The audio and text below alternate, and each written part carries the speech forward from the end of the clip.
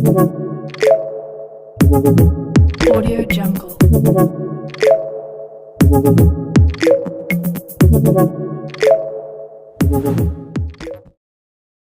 नमस्ते विद्यार्थी मित्रांनो, बघा आजच्या व्हिडिओमध्ये आपण पाहणार आहे थर्ड सेमिस्टरचं तुमचं जो सिलॅबस आहे,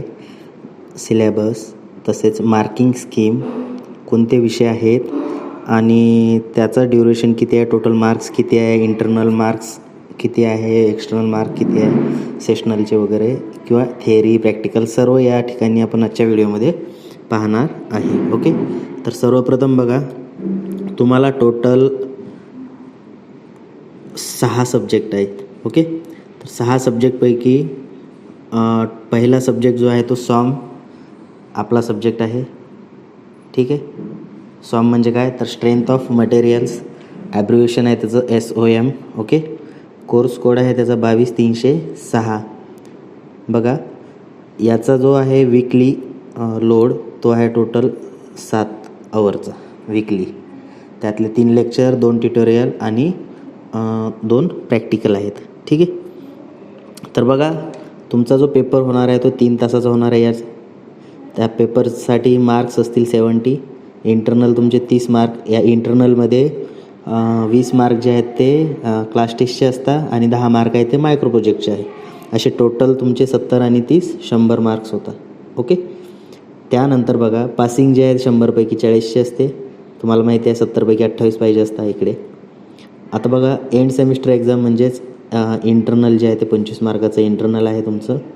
त्यानंतर प्रॅक्टिकलमध्ये आणखी 25 मार्काचं प्रॅक्टिकल आहे. ओके, असे टोटल 15 मार्क्सचं प्रॅक्टिकल आहे. म्हणजे टोटल जर ॲडिशन केले आपण तर किती होतं मार्क्स, 150 मार्क्स होतं.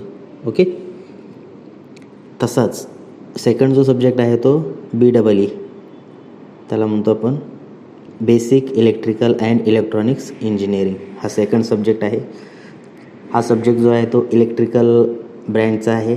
ठीक आहे, त्याचं ॲब्रिव्हिएशन आहे BEE. ओके, सब्जेक्ट कोड आहे 22310. ठीक आहे, त्याचे टोटल जे लेक्चर आहे ते आहेत 6 वीकली, म्हणजे 6चा लोड आहे तुमचा. ठीक आहे, पेपर 3 तासाचाच होईल. सेम जसं सॉमचं सांगितलं तुम्हाला तसेच टोटल त्याचे किती आहेत, 150 मार्क्स आहेत. ओके, त्यानंतर सब्जेक्ट आहे 10 म्हणजेच थर्मल इंजिनिअरिंग. तर बघा थर्मल इंजिनिअरिंग काय असतो, त्याचा सब्जेक्ट कोड आहे 22337. आता थर्मल इंजिनिअरिंगमध्ये जे थर्मल पॉवर प्लॅन्ट असतो, थर्मल पॉवर प्लॅन्ट म्हणजे काय, तर कोळशापासून वीज निर्मिती केली जाते. ठीक आहे, पाहिला असेल तुम्ही पॉवर प्लॅन्ट असा. तर काय केलं जातं, कोळसा जो आहे तो कोळसा बर्न केला जातो. बर्न केल्यानंतर पाण्याची वाफ होते. वाफ ही टर्बाईनवरती फिरवली जाते. त्याच्यावरून टर्बाईन फिरतं. टर्बाईनला अटॅच असतं जनरेटर. जनरेटरमधून काय होते, इलेक्ट्रिसिटी जनरेट होते, म्हणजेच लाईट आपली तयार होते.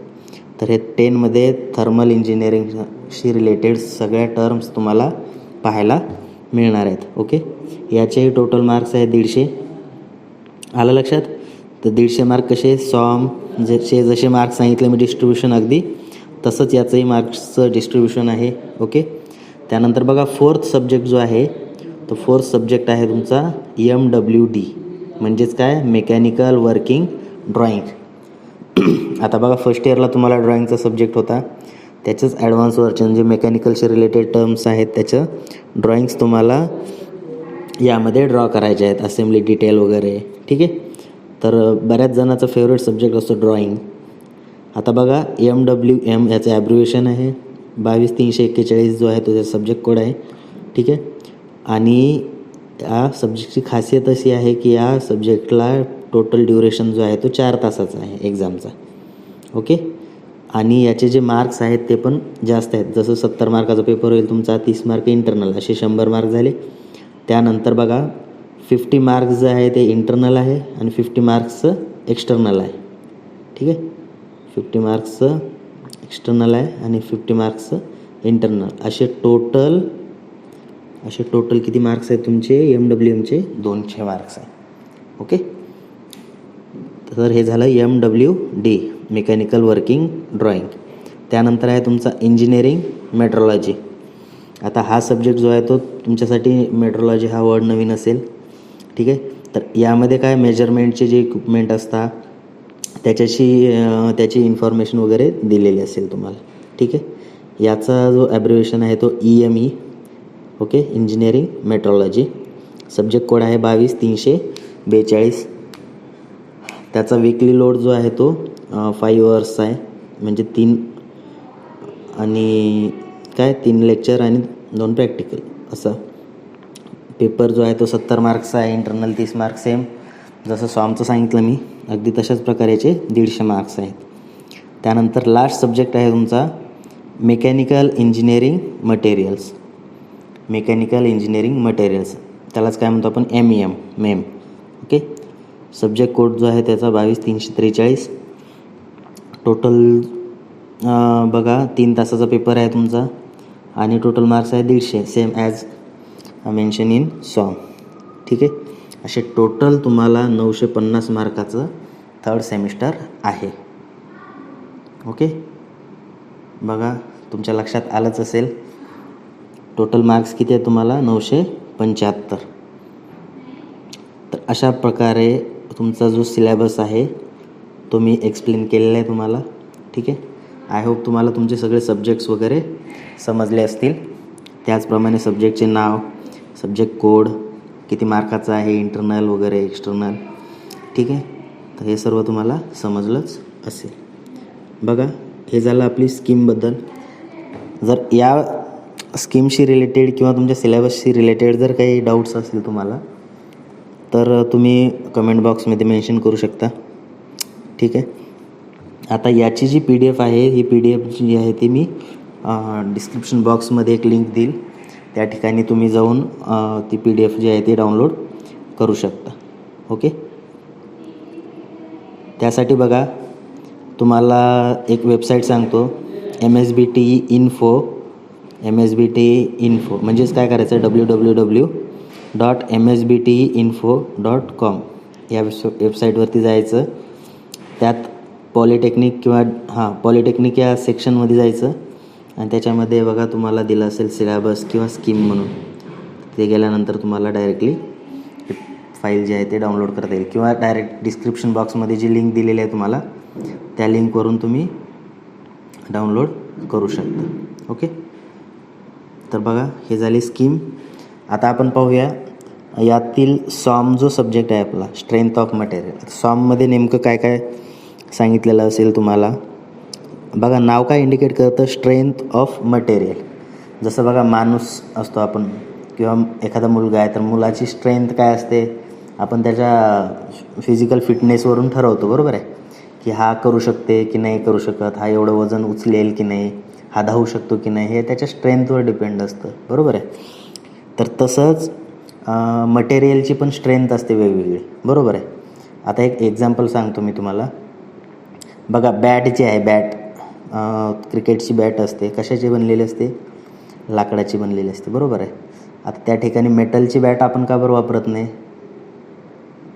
का वापरत नाही सांगा? आता मेटलची बॅट वापरली तर काय स्ट्रॉंग जास्त होईल, बरोबर आहे. मग तरी का वापरत नाही आपण? कारण त्याचं वेट काय होतं? इन्क्रीज होतं, म्हणजे वेट वाढतं त्याचं, ठीक आहे. पण लाकडाची आता त्या ठिकाणी बॅटच्या तिथे काय होते?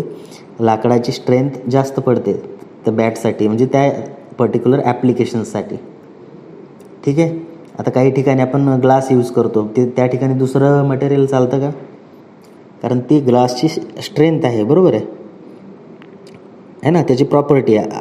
तर प्रत्येक मटेरियल, जेवढे काही मटेरियल आपण इंजिनिअरिंगमध्ये यूज करणार आहे, मेकॅनिकल इंजिनिअरिंगमध्ये, त्या सर्व मटेरियल्सच्या आपल्याला प्रॉपर्टीज बघायच्या आहेत याच्यामध्ये, बरोबर आहे.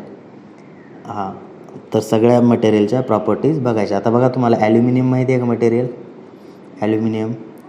ॲल्युमिनियम जर ऐकलं असेल तुम्ही तर ॲल्युमिनियमचं वेट जे आहे ॲज कम्पेअर टू लोखंडाच्या कम्पेअरमध्ये काय असतं? ॲल्युमिनियमचं वेट जे कमी असतं, बरोबर आहे. बघा तुम्ही सापडलं तुम्हाला मटेरियल कुठे भेटलं तर, ठीक आहे. तर हे झालं आता स्कीमबद्दल. आता डायरेक्टली आपण काय करूया? सिलेबस बघूया.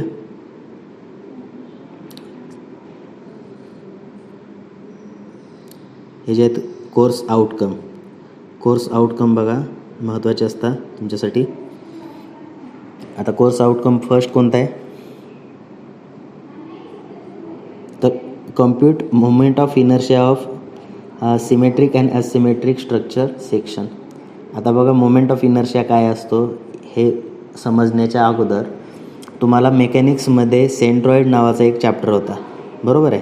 सेंट्रॉइड, त्याच्यामध्ये तुम्ही आय सेक्शन नंतर वेगवेगळ्या सेक्शनचा किंवा हे सेंट्रॉइड पॉईंट काढत होते, बरोबर आहे. आठवते का, वाय बार एक्स बार काढला असेल तर तुम्हाला आठवत असेल. ठीक आहे, जर तुम्ही सेंट्रॉइड चॅप्टर जर तुम्हाला चांगला जमत असेल तर तुम्हाला हा पहिला जो चॅप्टर आहे तो एकदम इझिली जमेल.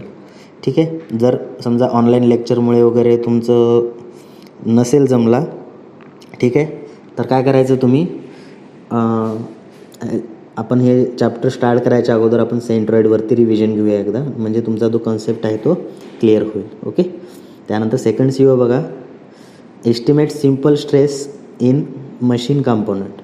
ओके, जे सिम्पल स्ट्रेसेस आहेत ते मशीन कंपोनंटमधले आपल्याला हे करायचे आहेत, म्हणजे ॲनालिसिस वगैरे त्याचं किंवा ओळखायचे आहेत ते. ठीक आहे, थोडक्यात. त्यानंतर थर्ड आहे perform test to evaluate mechanical properties according to Indian standard. आपल्याला मेकॅनिकल प्रॉपर्टीज बघायच्या आहेत इंडियन स्टँडर्डनुसार. ओके, त्यानंतर फोर्थ आहे compute shear force and bending movement and corresponding shear and bending stresses in beam subject to point and uniformly distributed load. तर moment of काय shear force and bending movement diagram तुम्हाला बघायचे आहे, तसेच shear and bending स्ट्रेसचे हे पण calculate करायचं आहे तुम्हाला. हा फोर्थ चॅप्टरमध्ये, हा फोर्थ चॅप्टर जो आहे तो टोटल 28 मार्काचा चॅप्टर आहे. एक चॅप्टर जर तुम्ही करेक्टली केला तर तुमची पासिंग एकाच चॅप्टरमधून होते. ठीक आहे, फिफ्थ जो आहे तो तुमचा काय, estimate stresses in shaft under twisting movement. जे ट्विस्टिंग मुवमेंट आहे तर ट्विस्टिंग मुवमेंटबद्दल तुम्हाला जे ट्विस्टिंग मुवमेंटमुळे जे स्ट्रेस जनरेट होता त्याची इन्फॉर्मेशन तुम्हाला फिफ्थ कोर्स आउटकममध्ये घ्यायचे.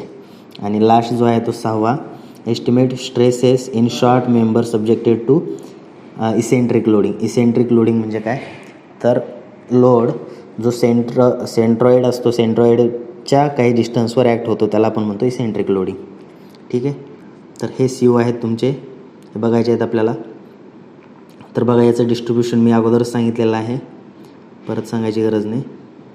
हा जो आहे तो कोर्स मॅप आहे, याचंही काही काम नाही तुम्हाला.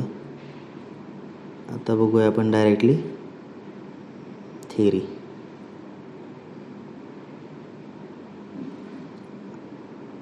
याच्यामध्ये बघा एक असते UTM machine, universal testing machine.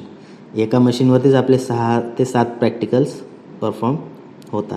ठीक आहे, तर थेअरी बघा, आपण थेअरी पाहूया सिलेबस तुमचा. फर्स्ट युनिट आहे मोमेंट ऑफ इनर्शिया. आता मोमेंट ऑफ इनर्शियामध्ये बघा काय बघायचं आहे तुम्हाला, तर moment of inertia, effect of moment of inertia in case of beam and column.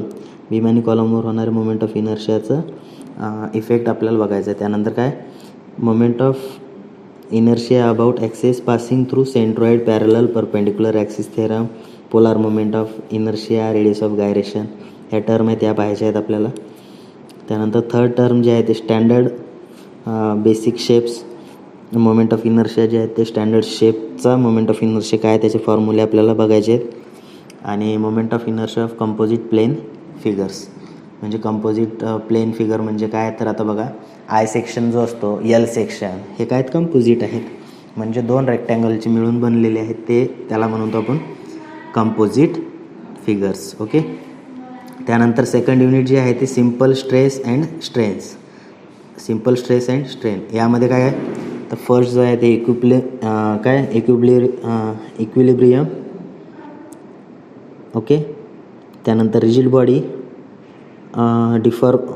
Deformable body. त्यानंतर बघा सेकंड आहे axial stress, meaning, resistance, types of stresses. Okay, तर हे आहेत ॲक्सियल स्ट्रेसेसमध्ये. त्यानंतर बघा Hooke's law, Young's modulus, axial deformation in body. हे बघा तुम्हाला सॉममध्ये तुम्हाला याचं जस्ट इंट्रोडक्शन झालेलंच आहे. त्यानंतर काय आहे, behaviour of ductile and brittle material subjected to axial tension, stress strain diagram, load deformation curve, limits of proportionality, त्यानंतर इल्डिंग परमनंट, त्यानंतर अल्टिमेट स्ट्रेस, एवढं आपल्याला सगळं बघायचं आहे. ठीक आहे. त्यानंतर shear stress and shear strain, modulus of rigidity, या सगळ्या ज्या टर्म्स आहेत या सर्व टर्म्स आपल्याला सेकंड चॅप्टरमध्ये बघायचं आहे. त्यानंतर बघा टेम्परेचर स्ट्रेसेस बघायचे आहेत, स्ट्रेन. आता टेम्परेचर स्ट्रेसेसचं एक एक्झाम्पल सांगतो मी तुम्हाला. बघा रेल्वेचे जे रूळ असतात बरोबर आहे, म्हणजेच पटरी म्हणतो आपण त्याला. तर दोन जे रोल असतात त्याला जॉईन करण्यासाठी एक क्लिप असते बघा. आणि क्लिप जे आहे ते दोन रोल जे आहेत ते एकमेकाला टच करून जॉईंट केलेलं नसतं, काही डिस्टन्स त्यामध्ये ठेवलेलं असतं. तर ते कशासाठी डिस्टन्स असतं, तर बघा हाय टेम्परेचरमुळं किंवा टेम्परेचर इन्क्रीज झाल्यामुळे मटेरियल काय होत असता इन्क्रीज होते, त्याची लेंथ जी आहे ते इन्क्रीज होते. त्यामुळे त्या ठिकाणी तो गॅप जो आहे तो ठेवलेला असतो. त्याचं एक्झाम्पल वगैरे आपल्याला नंतर बघायचे आहेत. तर एवढं जे आहे ते आपल्याला सेकंड चॅप्टरमध्ये बघायचं आहे. त्यानंतर बघा थर्ड चॅप्टर आहे आपला mechanical properties and elastic constants of metal. यामध्ये फर्स्ट बघा mechanical properties and elastic constant of मेटलमध्ये पहिला जो पॉईंट आहे types of load and related deformation, त्यानंतर फ्लेक्चर, टॉर्शन, शिअर. आता बघा लोड ॲक्ट झाला म्हणजे त्या बॉडीवरती काय होणार आहे, डिफॉर्मेशन होणार आहे बरोबर आहे. तर एखाद्या एक रबरचं एक्झाम्पल घ्या, रबरला आपण काय केलं, टेन्साईल फोर्स म्हणजे टेन्शन दिलं म्हणजेच ओढलं आहे ना, पुल फोर्स अप्लाय केला तर रबरची लेंथ जी आहे ते काय होते, इन्क्रीज होते, म्हणजेच त्या रबरचं डिफॉर्मेशन होतं. लेंथ इन्क्रीज झाली म्हणजे त्या रबरचं डिफॉर्मेशन झालं. आलं लक्षात. आणि जर एखादं रबरला आपण काय केलं, दोन्ही साईडनं आपण असं प्रेस केलं म्हणजेच काय केलं, त्याला कॉम्प्रेस केलं. तर कॉम्प्रेस केलं म्हणजे त्याची लेंथ काय होईल, डिक्रीज होईल. हे झालं त्याचं डिफॉर्मेशन. तर अशा वेगवेगळ्या जे मटेरियल आहे त्याच्यावरती लोड ॲक्ट केल्यानंतर काय डिफॉर्मेशन होतं हे आपल्याला बघायचं आहे. ओके. सेकंड जे आहे ते मेकॅनिकल प्रॉपर्टीज. आता जनरली मेकॅनिकल प्रॉपर्टीज बघा, elasticity, plasticity, ductility, brittleness, malleability, fatigue, creep, toughness, hardness, या प्रॉपर्टीज ज्या आहेत त्या तुम्हाला डेफिनेशन बघायची आहे. डेफिनेशनसोबतच या प्रॉपर्टीचं मिनिंग पण समजून घ्यायचं आहे. ठीक आहे, एकदम सोप्या भाषेमध्ये. तर हे सर्व आता इलॅस्टिक आणि प्लॅस्टिक या दोन्हीतला डिफरन्स तर सगळ्यांनाच माहिती. इलॅस्टिक म्हणजे काय, तर एखादा फोर्स आपण एखाद्या वस्तूवरती लावला तर काय होतं, ती वस्तू आहे ते त्याची लेंथ काय होते, इन्क्रीज होते. आणि फोर्स काढून घेतला की ती त्याच्या ओरिजिनल शेपमध्ये वापस येते, त्याला म्हणतो इलॅस्टिक. पण प्लॅस्टिकचं तसं असतं का, फोर्स अप्लाय केला त्याची लेंथ वाढली की परत त्याची लेंथ ओरिजिनल पोझिशनमध्ये येत नाही, म्हणजे जेवढी वाढलेली आहे तेवढी तशीच राहते, त्याला म्हणतो आपण प्लॅस्टिक. ठीक आहे, या सिम्पल भाषेमध्ये आपल्याला नंतर समजून घ्यायचं आहे. ठीक आहे, ह्या प्रॉपर्टीज झाल्या. त्यानंतर बघा strength, factor of safety, stiffness and flexibility, हे पण बघायचं आहे आपल्याला. त्यानंतर बघा linear and lateral strain, Poisson's ratio, change in lateral dimensions, हे पण बघायचं आहे. त्यानंतर बघा uni bi triaxial stress system, strain in each direction, bulk modulus, volumetric strain. आता बघा हे झालं एकाच डायरेक्शन आपण फोर्स अप्लाय करत होतो. त्यानंतर बाय डायरेक्शन, ट्राय डायरेक्शन, तिन्ही डायरेक्शननं जर फोर्स अप्लाय केला तर त्या मटेरियलवरती कोणते स्ट्रेस जनरेट होतं हे पण आपल्याला बघायचं आहे. त्यानंतर बघा रिलेशन बिटवीन 3 मॉड्युलाय, म्हणजेच काय, इलॅस्टिक कॉन्स्टंट म्हणतो आपण त्याला. बघा modulus of elasticity, modulus of rigidity आणि बल्क मॉड्युलस, हे 3 जे इलॅस्टिक कॉन्स्टंट आहे या 3 कॉन्स्टंटचं काय रिलेशन आहे हे पण आपल्याला बघायचं आहे. ठीक आहे. त्यानंतर बघा stress due to gradual sudden आणि इम्पॅक्ट लोड, करस्पॉन्डिंग डिफॉर्मेशन. त्यानंतर strain energy, resilience, proof resilience and modulus of resilience, हे सर्व आपल्याला तिसऱ्या चॅप्टरमध्ये बघायचं आहे. त्यानंतर चौथा जो चॅप्टर आहे बघा, हा जो चॅप्टर आहे तो तुमच्या विद्यार्थ्याच्या दृष्टीनं हा महत्त्वाचा आहे, कारण टोटल 28 मार्काचा हा चॅप्टर आहे तुमचा. Shear force, bending movement and shear stresses, bending stresses. First point जो आहे याचा types of beam, simply supported, with or without overhanging, cantilever, हे जे टाईपचे कोणत्या टाईपच्या बीम आहेत ह्या सर्व आपल्याला या ठिकाणी बघायचं आहे. ओके. त्यानंतर बघा meaning of SF and BM, relation between them, sign convention. SF and BM म्हणजे काय, तर shear force and bending movement. Okay. त्यानंतर तिसरा पॉईंट जो आहे तो SFD and BMD, location of point of maximum bending movement, deflection shape. BMD, location of point of contraflexure. SFD म्हणजे काय, तर शिअर फोर्स डायग्राम. BMD म्हणजे बेंडिंग मुवमेंट डायग्राम. या तर बघायचंच आहे आपल्याला. त्या डायग्राममध्ये मॅक्झिमम बेंडिंग मुवमेंट कोणत्या पॉईंटला असतं हे बघायचं आहे. त्यानंतर पॉईंट ऑफ कॉन्ट्राफ्लेक्शन काय असतं, पॉईंट ऑफ कॉन्ट्रा शिअर काय असतं, हे सर्व आपल्याला बघायचं आहे. त्यानंतर चौथा पॉईंट जो आहे तो थिअरी ऑफ सिम्पल बेंडिंग. त्यानंतर अजम्पशन्स इन थिअरी ऑफ बेंडिंग. त्यानंतर फ्लेक्झुरल फॉर्म्युला, न्यूट्रल ॲक्सिस काय असतं हे बघायचं आहे. नंतर फिफ्थ पॉईंट जो आहे तो moment of resistance, section modulus. 6वा पॉईंट काय, bending stress, variation diagram across depth of cantilever and simply supported beam for symmetrical and asymmetrical section. तसेच बघा transverse shear stress, average and maximum shear stress variation diagram हे पण आपल्याला या चॅप्टरमध्ये बघायचं आहे. ठीक आहे. त्यानंतर बघा टॉर्शन, 5वा चॅप्टर जो आहे तो टॉर्शन. सगळ्यात सोपा म्हटलं तरी चालेल सॉममधला. टॉर्शन म्हणजे काय, तर बघा एखादा जो शाफ्ट असतो म्हणजे रोटेटिंग मेंबरवरती जे स्ट्रेस ॲक्ट होता ते सर्व स्ट्रेसेस आपण कन्सिडर करतो टॉर्शनमध्ये. तर टॉर्शन म्हणजे नेमकं काय, तर बघा त्याचा कन्सेप्ट बघायचा आहे. Field application, shaft, flange coupling, shear bolt. Okay. Torsional rigidity काय असतं, टॉर्शनल इक्वेशन काय, आणि अजम्पशन्स काय. अजम्पशन्स हे प्रत्येक एक्झाममध्ये विचारलेलेच आहेत. ठीक आहे. त्यामुळे आपण हे सगळे एकदम इझी भाषेमध्ये बघणार आहेच. त्यानंतर सेकंड पॉईंट बघायचा आहे आपल्याला, torsional resistance for hollow and solid circular shaft. त्यानंतर पॉवर ट्रान्समिटेड बाय शाफ्ट आणि रिप्लेसमेंट ऑफ सेक्शन. एवढ्या टर्म जे आहेत ते आपल्याला 5व्या चॅप्टरमध्ये बघायचे आहेत. त्यानंतर 6वा चॅप्टर जो आहे तो direction and bending stresses, direct and bending stresses. आता डायरेक्ट स्ट्रेस आणि बेंडिंग स्ट्रेसेस काय. डायरेक्ट स्ट्रेस कधी जनरेट होतो बघा, एखादी जी बॉडी आहे त्या बॉडीचं न्यूट्रल ॲक्सिस आणि डायरेक्शन ऑफ लोड एकच ॲक्सिसमधून पास होत असेल तर त्यावरती डायरेक्ट स्ट्रेस ॲक्ट होतो. आणि जर त्या न्यूट्रल ॲक्सिसपासून काही डिस्टन्सवर जर तुमचा लोड ॲक्ट होत असेल तर त्या ठिकाणी बेंडिंग होते. आता बेंडिंग कधी होते तर हे आपल्याला बघायचं आहे याच्यामध्ये. ठीक आहे. ॲक्सियल अँड इसेंट्रिक लोड काय असतो आणि ॲक्सियल लोड काय असतो यातला डिफरन्स बघायचा आहे पहिल्यांदा. त्यानंतर effect of eccentricity, field cases, hook, clamp, bench vice, frame etcetera हे काय असतं. त्यानंतर सेकंड पॉईंट आहे तो axial stress and bending stress, resultant stress intensities. त्यानंतर रिझल्टंट स्ट्रेस व्हेरिएशन हे पण बघायचं आहे आपल्याला. आणि तिसरा पॉईंट जो आहे तो लिमिटिंग इसेंट्रिसिटी. त्यानंतर कोर ऑफ सेक्शन काय असतो आणि नो टेन्शन कंडिशन काय आहे. नो टेन्शन कंडिशनवरती प्रत्येक एक्झाममध्ये एक क्वेश्चन विचारलेलंच आहे. ठीक आहे. तर आपल्याला हे बघायचं आहे. ओके. त्यानंतर बघा मोमेंट ऑफ इनर्शिया, आपल्याला टीचिंग आवर किती लागणार आहे, तसेच मार्क्स कसं डिस्ट्रीब्युशन आहे ते बघायचं आहे. फर्स्ट जो चॅप्टर आहे मोमेंट ऑफ इनर्शिया तर त्याला टोटल 6 मार्काचं वेटेज आहे. ओके. जनरली 4 तासामध्ये हा चॅप्टर संपायला पाहिजे अकॉर्डिंग टू थिअरी शेड्यूल. त्यानंतर सिम्पल स्ट्रेस अँड स्ट्रेन हा 8 तासामध्ये संपायला पाहिजे, याचं वेटेज आहे 10 मार्क. ओके.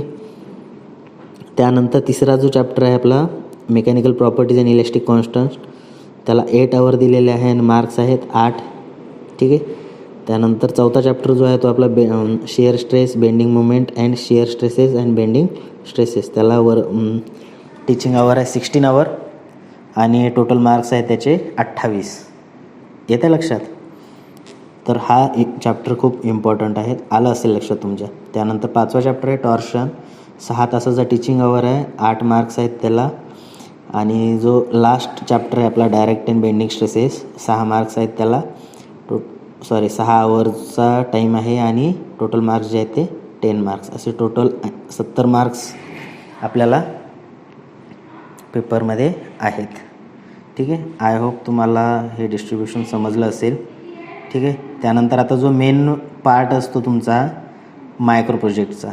ठीक आहे, तर मायक्रो प्रोजेक्टचा बघूया आपण.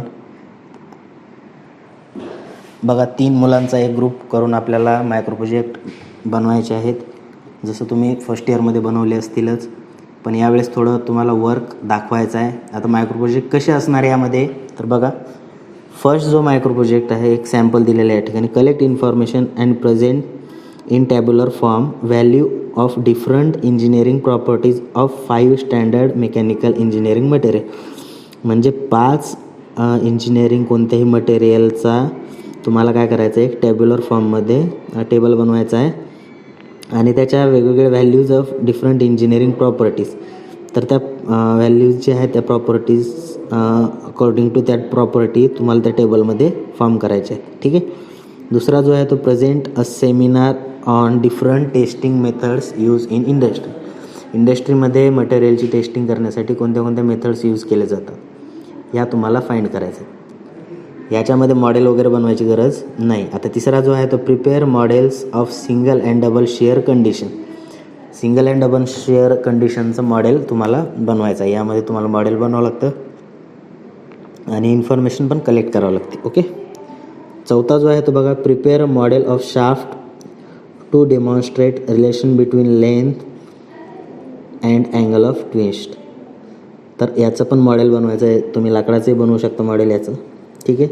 पाचवा जो आहे तो बघा prepare excel sheet to calculate SF and BM in simply supported beam and cantilever beam. आता एक्सेल शीटमध्ये तुम्हाला काय करायचं आहे, shear force and bending movement, simply supported beam आणि कॅन्टिलिव्हर बीम यामध्ये कसं म्हणजे कॅल्क्युलेट करून एक्सेल शीटमध्ये बनवायचं टॅब्युलर फॉर्ममध्ये. ठीक आहे. आणि लास्ट जे सजेशन दिलेलं आहे त्यामध्ये बघा collect information comprising of different machine components subject to direct and bending stresses. तुम्हाला इन्फॉर्मेशन कलेक्ट करायची आहे कशाची, डिफरंट मशीन कंपोनंट, जे मशीन जे कंपोनंट आहेत त्याच्यावरती डायरेक्ट स्ट्रेस ॲक्ट होतो की बेंडिंग स्ट्रेस ॲक्ट होतो याच्याशी रिलेटेड. ओके. तर हे जे आहे ते तुम्हाला एक सजेस्टेड मायक्रो प्रोजेक्ट्स आहेत. त्यानंतर बुक्स बघा, स्ट्रेंथ ऑफ मटेरियल रेफरन्ससाठी घेऊ शकता तुम्ही. डिग्रीचे बुक्स आहेत ते RS खुर्मी आणि रतन SS, हे 2 बुक चांगले आहेत. तसेच हे रामामृतन हे बुक बघा तुम्ही, खूप मोठं बुक आहे. तर यामध्येही तुम्ही रेफर करू शकता. Share force and bending movement diagram यामध्ये खूप चांगल्या पद्धतीनं एक्सप्लेन केलेलं आहे. ठीक आहे. तर या सगळ्या रेफरन्स बुकचा रेफर करूनच आपण लेक्चर वगैरे घेणार आहेत. जनरली तुम्ही डिप्लोमाचे मुलं जे आहेत ते कोणते टेकमॅक्स किंवा टेक्नॉलेज आणि निराली प्रकाशन या 3 प्रकाशनचे बुक यूज करता. जर तुम्हाला त्या 3 बुकमधून नाही समजलं तर तुम्ही काय करायचं आहे, रेफरन्स बुकचा हेल्प घ्यायची आहे. ओके. आय होप तुम्हाला ही इन्फॉर्मेशन आवडली असेल आपल्या सॉमबद्दल. तर बघा नेक्स्ट लेक्चरपासून आपण पहिला चॅप्टर स्टार्ट करणार आहे. फर्स्ट चॅप्टर स्टार्ट करण्याअगोदर आपल्याला सेंट्रॉइड जे आहे ते सेंट्रॉइडवरती थोडंसं रिव्हिजन, एक लेक्चरचं आपण रिव्हिजन घेणार आहे आणि त्यामध्ये प्रॉब्लेम सॉल्व करणार आहे. त्यामुळे प्रत्येकाने कॅल्सी जवळ असणं आवश्यक आहे. कॅल्सी आणि स्केल, पेन्सिल नसली तरी चालेल, पेनने तुम्ही तो सेक्शन आहे ते ड्रॉ करू शकता. ओके. तर ठीक आहे, भेटूया आपण नेक्स्ट लेक्चरमध्ये. बाय.